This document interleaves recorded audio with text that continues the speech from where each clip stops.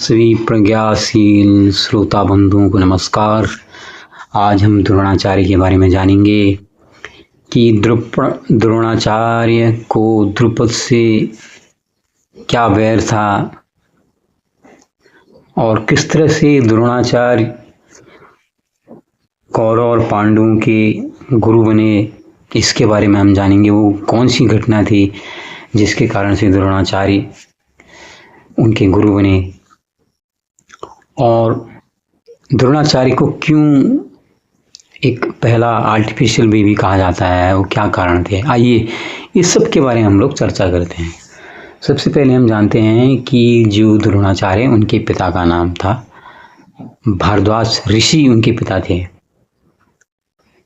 उन्हीं दिनों पांचाल में पुसत नाम के नरेश थे। पांचाल जो नरेश, उनका नाम पुसत था। वो भी उनके बड़े अनन्य मित्र थे। कहा जाता है कि एक बार भारद्वाज ऋषि नदी में स्नान गए तो वहां पर एक धृतराक्षी नाम की अप्सरा भी स्नान करने आई थी। उसके रूप मोह से वो इतने ज़्यादा आकर्षित हुए। एक स्वाभाविक, आप देखो, आप कोई सुंदर स्त्री महिला को देखते हो तो आपके अंदर भी वो जो काम है वो जागता है। तो ऋषि के मन में भी वो क्षणिक काम जागा और कहते हैं कि वो स्खलित हो गए और उससे उन्होंने जो अपना स्खलित शुक्र है वो एक घड़े में रख दिया और उसी घड़े से ही द्रोणाचार्य का जन्म हुआ, ऐसा कहा जाता है। इसीलिए उनको धृतराष्ट्र उनकी माँ और महाराज भारद्वाज को ऋषि भारद्वाज उनका पिता कहा जाता है। ये तो उनके जन्म की कथा थी। उनके भारद्वाज ऋषि के मित्र थे पुसत महाराज, जो द्रुपद नरेश हुआ करते थे। पुसत के एक पुत्र का नाम था द्रुपद।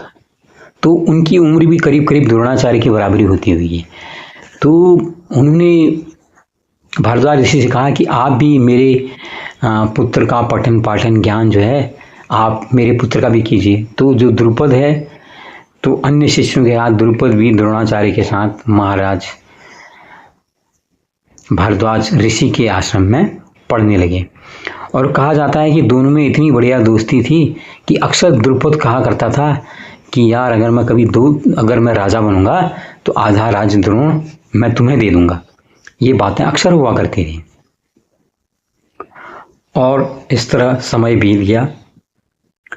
तो ये जब समय बीत गया, महाराज जो गुरु द्रोण है उन्होंने वेदों का, हर चीज़ का पूरा पठन पाठन किया, हर चीज़ में बड़े पारंगत हो गए। उसके बाद उनकी शादी जो कृपाचार्य की बहन थी कृपी के साथ उनका विवाह कर दिया गया और जिससे एक बड़ा अमर पुत्र अश्वत्थामा पैदा हुआ। ये सब आप लोग जानते हैं। तो उनकी इस तरह से वो नहीं चाहते थे किसी की अनुकंपा के तौर पर उनकी कहीं कोई अनुकंपा करे, उन पर दया दृष्टि दिखाए। बड़ी गरीबी में उनका बचपन जो बीत रहा था, अपने परिवार का पालन पोषण ढंग से नहीं कर पा रहे थे, ये सब चल रहा था। तो एक बार उन्होंने सुना कि जो परशुराम है वह अपनी पूरी संपत्ति का दान करने के बाद वानप्रस्थी होने वाले हैं। तो यह सुनकर द्रोणाचार्य भी वहां पहुंचे। तो द्रोणाचार्य पहुंचे तो फिर वहां पर परशुराम तब तक सब दान कर चुके थे। उन्होंने कहा, विप्र, मैं तो अपना सब कुछ दान कर चुका हूँ, अब मेरे पास देने के लिए क्या है? मेरे पास ये धनुर्विद्या है, तुम चाहो तो फिर मैं यही दे सकता हूँ। तो द्रोणाचार्य ने कहा, बिल्कुल, आप मुझे धनुर्विद्या ही दे दीजिए, कोई बात नहीं, जो नहीं मिला ठीक है।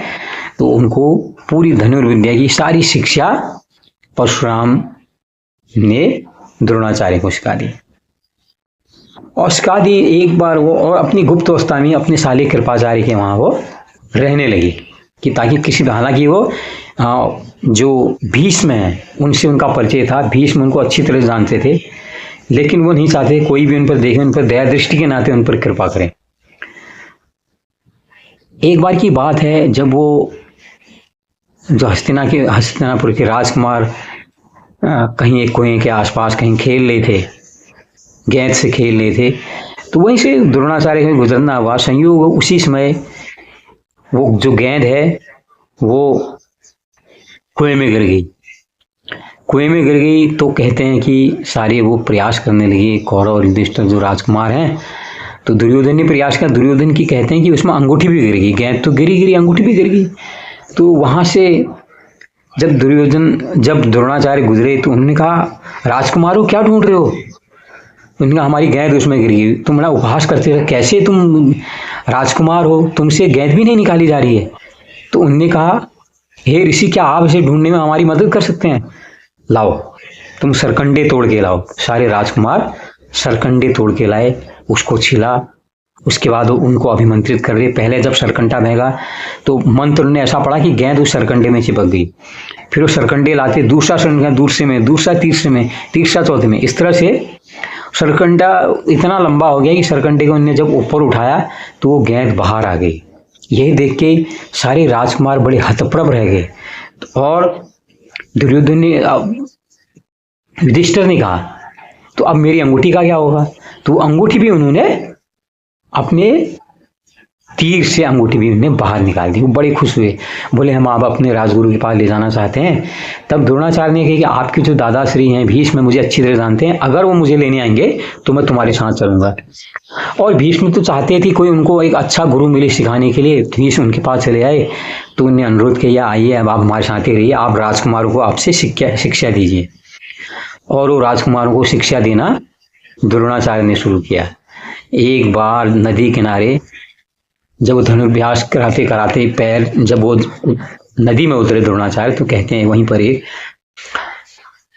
मगरमच्छ आया, उन्होंने उनका पैर पकड़ लिया। तो उन्हें सब राजकुमारों को बुलाया, तो सब राजकुमार वहाँ पर देखे रह गए। लेकिन उनने, अर्जुन उनका प्रिय शिष्य था, अर्जुन बड़े कुशलता से सब धनुर्विद्या सीखता था। कहा जाता है कि उसने जो है अपने तीरों से उस मगरमच्छ का मुंह भर दिया और द्रोणाचार्य का पैर उसके पकड़ से छूट गया और बाहर आ गया। उन्होंने कहा, अर्जुन, ये एक मायावी मगरमच्छ था, तुम्हारी परीक्षा लेने के लिए वो यहाँ आया था और तुम सबसे बड़े अच्छे धनुर्धर दुनिया के बनोगे। एक बार ऐसी परीक्षा उन्होंने एक नकली चिड़िया छुपा दी। सारे राजकुमार से पूछा कि इसमें क्या है? तो किसने कहा, हवा दिख रहा है, पेड़ दिख रहा है, ये दिख रहा है, वो दिख रहा है। लेकिन सिर्फ अर्जुन ने कहा कि मुझे तो गुरुवर इसमें सिर्फ एक पक्षी की आंख दिख रही है।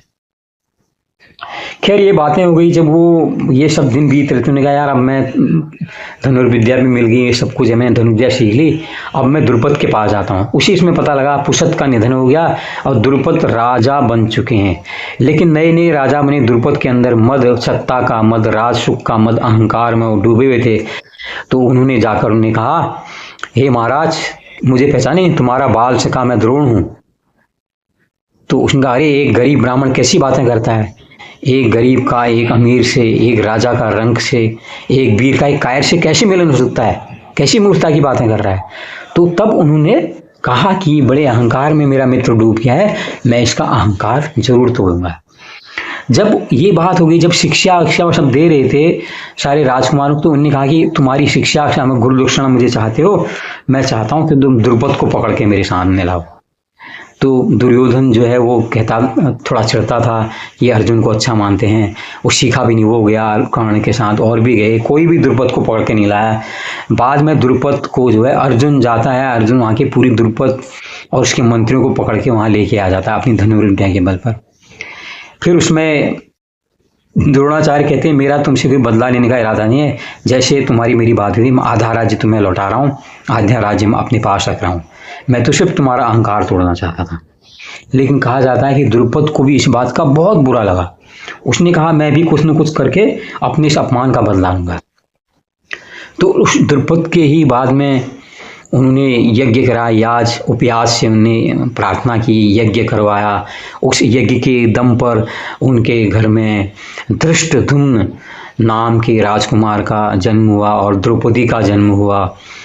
और फिर याज ने कहा कि ये जो है तुम्हारी खुशी का कारण बनेगा और द्रोणाचार्य का जो है, द्रोणाचार्य को ये समाप्त करके तुम्हारा बदला लेगा, ये बातें कहेंगे। और जब महाभारत का युद्ध आप सबको पता है, उसमें धृष्टद्युम्न ने ही, जब वो कहा गया ना कि अश्वत्थामा मारा गया, नकली कहा गया, तो इससे जो है वो भ्रमित हो गए द्रोणाचार्य और उन्हें अपना धनुष बाण त्याग दिया। और इसका फायदा उठाकर धृष्टद्युम्न ने उनका सर धड़ से अलग कर दिया। तो ये कहानी थी द्रोणाचार्य की और उनके मित्र द्रुपद की भी।